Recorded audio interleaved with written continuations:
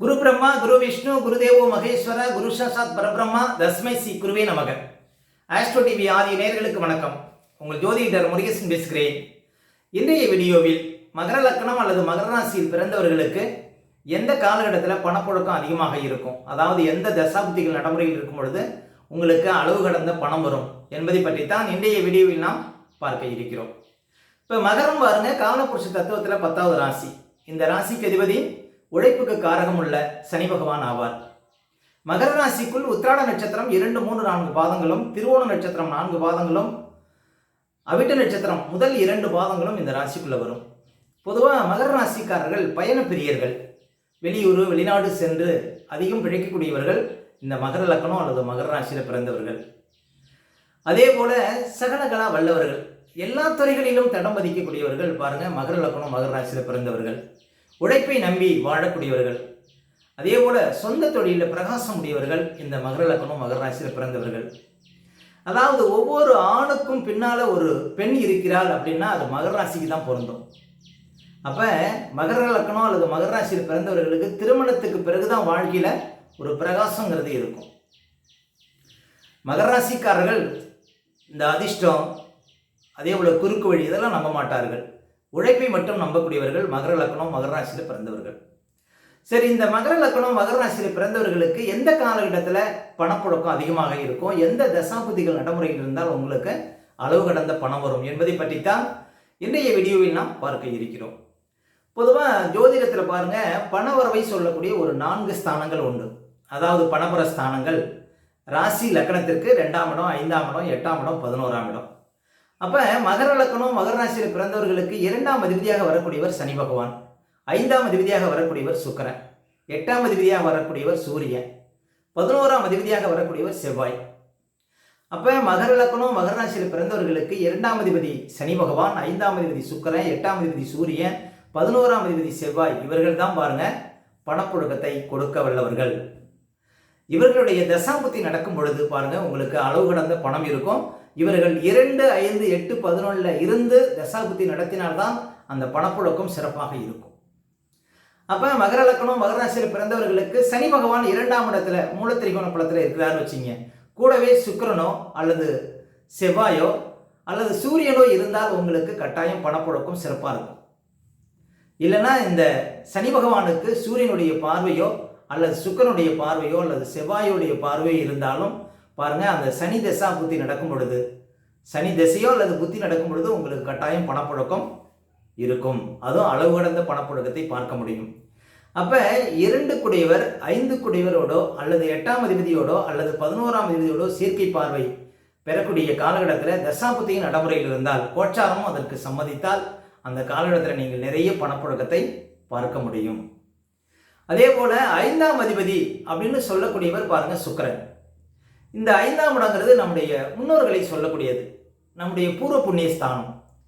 பொதுவாக 5ஆம் இடம் வலுத்தாலே பாருங்க நம்முடைய முன்னோர்களுடைய உழைப்பு மிச்சம் இருக்குன்னு அர்த்தம். 5ஆம் இடம் அதிர்ஷ்டஸ்தானம், 5ஆம் இடம் பாருங்க புத்தி ஸ்தானம், நம்முடைய திட்டமிடுதல், இதெல்லாம் 5ஆம் இடம். அப்போ 5ஆம் இடம் ஒருவருக்கு வலுவாக இருக்கு அப்படின்னா அவர்களுடைய மூத்தவர்களுடைய உழைப்பு மிச்சம் இருக்குன்னு அர்த்தம். இந்த 5ஆம் இடம் வலுத்தாலே பாருங்க திடீர் அதிர்ஷ்டம் வரும். அதன் மூலம் உங்களுக்கு பணப்புழக்கத்தை கட்டாயம் கொடுக்கும் 5ஆம் அதிபதி சுக்கிரன். அதே போல 8ஆம் இடங்கிறது பாருங்க எதிர்பாராத பணவரவை சொல்லக்கூடிய ஒரு முக்கியமான ஸ்தானம். இன்னும் சொல்ல போனா, உழைக்காமல் பணம் வருது ஒருத்தருக்கு, அதாவது திடீர்னு ஒருத்தருக்கு பணம் வருது, எதிர்பார்க்காம ஒருத்தருக்கு பணம் வருது அப்படின்னா அதற்கு 8ஆம் இடம் தான் முக்கிய காரணம். இந்த 8ஆம் அதிபதி 8ஆம் இடத்திலே இருந்தாலும் சரி, 8ஆம் அதிபதி 11ஆம் இடத்துல இருந்தாலும், 8ஆம் அதிபதி 2ஆம் இடத்துல இருந்தாலும், 8ஆம் அதிபதி 5ஆம் இடத்துல இருந்தாலும் உங்களுக்கு எதிர்பாராத பணவரவுங்கிறது அந்த தசாபுத்தி காலகட்டத்தில் கட்டாயம் இருக்கும். இன்னும் சொல்ல போனால் 8ஆம் அதிபதி 2ஆம் இடத்துல இருக்கிறவங்க நிறைய பேருக்கு எதிர்பாராத பணவரவுங்கிறது உண்டுங்க. அப்போ மகர லக்னம் மகர ராசியில் பிறந்தவர்களுக்கு 8ஆம் அதிபதி சூரியன் பிறப்பு கால ஜாதகத்தில் 2ஆம் இடத்துல இருந்தாலோ அல்லது 5ஆம் இடத்துல இருந்தாலோ அல்லது 8ஆம் இடத்துல ஆட்சியாக இருந்தாலோ அல்லது 11ஆம் இடத்துல இருந்தாலோ அந்த தசாபுத்தி நடக்கக்கூடிய காலகட்டத்தில் உங்களுக்கு பணப்புழக்கம் சிறப்பாக இருக்கும். அதே போல் 5ஆம் அதிபதி சுக்கிரனும் பாருங்க பிறப்பு காலத்தில் உங்களுக்கு ராசிக்கு லக்னத்துக்கு 2ஆம் இடத்துல, இன்னும் சொல்ல போனால் மகர லக்னம் மகர ராசியில் பிறந்தவர்களுக்கு 2ஆம் இடத்துல சுக்கிரன் இருந்தாலோ அல்லது 5ஆம் இடத்துல இருந்தாலோ அல்லது 8ஆம் இடத்துல இருந்தாலோ அல்லது 11ஆம் இடத்துல இருந்தாலோ, கூடவே 11ஆம் அதிபதி செவ்வாய் இருந்தாலும் சரி, 8ஆம் அதிபதி சூரியன் இருந்தாலும், 2ஆம் அதிபதி சனி பகவான் இருந்தாலும் பாருங்க, அந்த சுக்கிரனுடைய தசாபுத்தி நடக்கக்கூடிய காலகட்டத்தில் கட்டாயம் பணப்புழக்கத்தை பார்க்க முடியும்.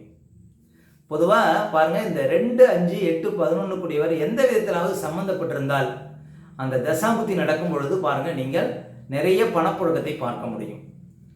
அப்ப மகர லக்னம் மகர ராசியில் பிறந்தவர்களுக்கு இந்த 2 கூடிய சனி பாருங்க, உங்களுக்கு நிறைய பணப்புழக்கத்தை கொடுக்க வல்லவர். அவர் 11ஆம் இடத்துல 11ஆம் அதிபதி செவ்வாயோட சேர்ந்திருக்கிறான்னு வச்சுங்க, அந்த தசாபுத்தி நடைமுறையில் இருந்தால் மிகப்பெரிய தனயோகத்தை மகர லக்னம் மகர ராசியில் பிறந்தவர்கள் பார்க்க முடியும். அதே போல செவ்வாய் பகவான் பாருங்க, உங்களுக்கு பாதகாதிபதியாக இருந்தாலும் அவர் லாபாதிபதி. மகர லக்னம் மகர ராசியில் பிறந்தவர்களுக்கு லாபஸ்தானத்தில் செவ்வாய் இருந்து கூடவே சுக்கிரனோ அல்லது சூரியனோ அல்லது சனியோ இருந்து தசாபுத்தி நடத்தினாலும், அதே போல அதே செவ்வாய் 2ஆம் இடத்துல லக்னத்துக்கு ராசிக்கு மகர லக்னம் மகர ராசிக்கு 2ஆம் இடத்துல செவ்வாய் இருந்து 2ஆம் அதிபதி சனியோ அல்லது சுக்கிரனோ அல்லது சூரியனோ 2ஆம் இடத்துல இருந்தால் பாருங்க, அளவு கடந்த பணப்புழக்கத்தை நீங்கள் பார்க்க முடியும் அந்த தசாபுத்தி நடைமுறையில் இருக்கும் பொழுது.